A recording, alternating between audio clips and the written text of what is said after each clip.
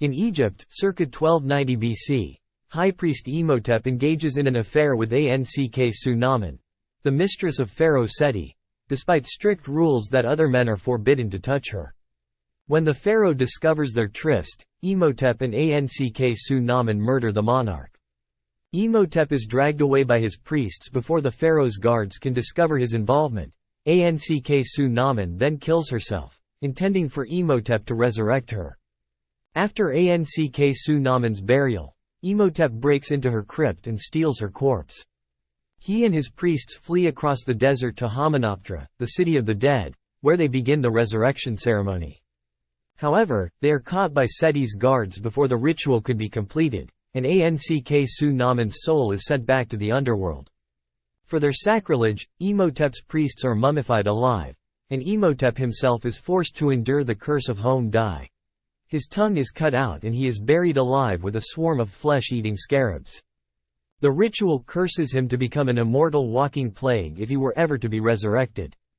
He is buried under high security, sealed away in a sarcophagus below a statue of the Egyptian god Anubis, and kept under strict surveillance throughout the ages by the Medjai, descendants of Seti's palace guards. If Imhotep were ever to be released, the powers that made him immortal would allow him to unleash a wave of destruction and death upon the earth. In 1923, soldiers from the French Foreign Legion, led by American Rick O'Connell, make a final stand at Hamunaptra against an overwhelming force of Medjai warriors. The soldiers are massacred and O'Connell makes a final retreat inside the city, only to be cornered by a group of Medjai. However, they flee when Imhotep's evil presence manifests itself, leaving him to die in the desert. In 1926, Cairo librarian and aspiring Egyptologist, Evelyn Carnahan is presented with an intricate box and map by her bumbling brother Jonathan, who says he found it in Thebes.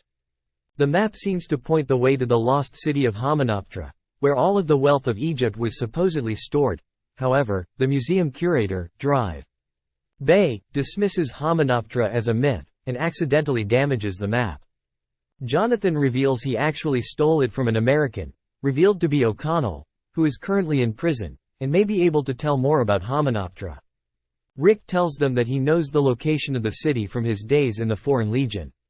He makes a deal with Evelyn to reveal the location of Hamunaptra, in exchange for Evelyn saving Rick from being hanged.